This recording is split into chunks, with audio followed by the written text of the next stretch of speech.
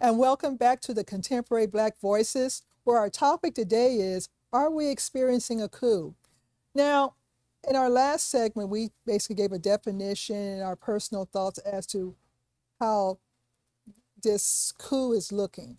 But I want to talk about something at the beginning of this segment right here, and that is the Sovereign Wealth Fund. Now, the Sovereign Wealth Fund is a system to where several countries like Dubai, the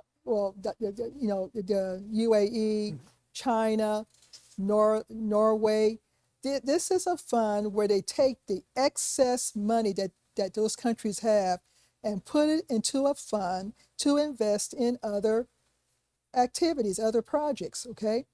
So Donald Trump signed an executive order establishing the Sovereign Wealth Fund for the United States.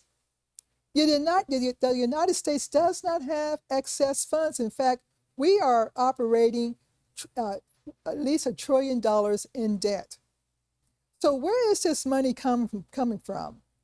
And so we already know that Elon and his minions have gotten access into the Treasury payment system. There's been talks about selling off some of the federal property. There's been talks about, as a way of funding this, but I can't help but think that they are looking at how to possibly skim off of the Social Security payment system. And what he wants to do is to use that money to buy TikTok. So if they buy TikTok, that's going to be another state-run communication system, kind of like X, to where there'll be more rules on how to post stuff on TikTok. And if they're posting to TikTok, then the content creators have to really watch what is being said, because there is a case going before the Supreme Court called New York Times versus Sullivan. And that was a case that was argued back in 1964, to where basically it gave media the freedom of speech. But if this case is looked at again by the Supreme Court, and we already know that this Supreme Court is pro-Trump, there is a possibility that it could be overruled and put and reestablish it as that, where if a media or even a content content developer says anything negative about whoever they talk about, then it makes them more vulnerable to lose money, and it doesn't have to be proven. So even if we're reading something from the New York Times, for example, the fact that we have read that information, me, Sharon Michael Chadwell, or even Caleb Alexander, it puts us at risk of being sued. So they're trying to use this fund as a means of obtaining TikTok. And if they obtain TikTok, then they'll have more control as to what says Trump. What says Trump. That's interesting. So a lot of times when a nation establishes something like a sovereign wealth fund, they usually, establish a prospectus for it, a website. They allow for investors. They let it's clearly stated what the wealth fund is for.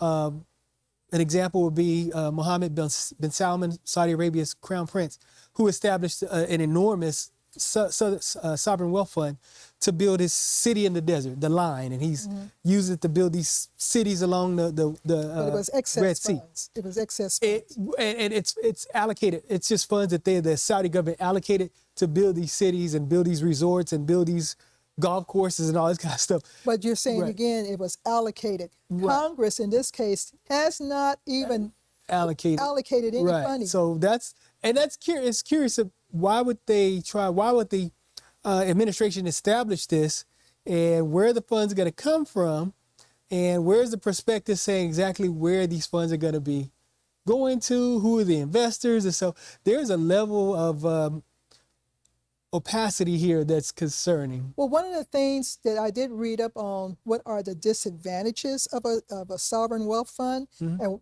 two major ones just came out at me: the lack of transparency and corruption.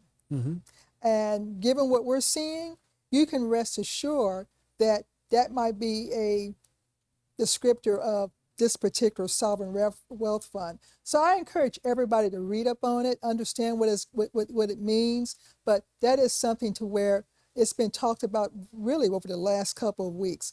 And for you who are on TikTok, just type it in. You'll see all the concerns that people are saying. Now, you wanted to talk about the FBI. I did. So, again, when you talk about constitutional power plays, and so first was the firing of the inspector generals, which cleared the way. You get rid of the watchdogs. Now, who fired them? One of them, either President Musk or President Trump. I'm not sure. So one of them. Did you see the Time magazine? With the President Musk on there. Yeah. So I mean, it's just that's what people are saying. Even the Republicans are saying we didn't vote for Musk, and so I think they have some issues that are gonna play out. And when these issues play out, because I don't think the Republican Party is gonna be too happy when these issues play out, because if Trump is one thing, it's vain, and somebody grabbing more headlines and saying he's not the president and Musk is, we're gonna see how that's gonna play out. But so they got rid of the inspector generals, the watchdogs. Then now they're firing FBI agents, anybody who had any kind of investigation with January the 6th, and Mar-a-Lago, and publishing their names. And so these are people who have done work for some decades, putting terrorists behind bars, drug lords, criminals who've done who've investigated some really horrible crimes, and some really powerful organizations and some really powerful people investigated, whether it's corporations. And these people were pulled off to assist in the January 6th investigation, because of course, once these rioters and coup plotters dispersed back to their homes all across the country, they pulled in a variety of local offices for assistance. So people who were, just doing their regular law enforcement jobs were pulled off of their cases or added to these cases to investigate these January 6th rioters, and now they're targeted. Now they're going to be targets for the drug lords and the drug dealers and the terrorists and all these other organizations. This is nothing but pure vindictiveness to publish these people's names, and it can get these agents hurt. It can get their families hurt, and that's concerning. The other thing that is concerning that we did talk about a little bit off camera was the establishment of basically a concentration camp at Guantanamo Bay that's going to house 30,000 people. You know what I mean? So when you talk about parallels to the Nazi Party, the establishment of a concentration camp is a pretty big parallel. You know what I mean? And so you could just you look at the parallels. You look at the expansion of authoritarianism, and it's very, very troubling. Okay, what we're going to do is we're going to stop for a moment, catch our breath, and we will be right back.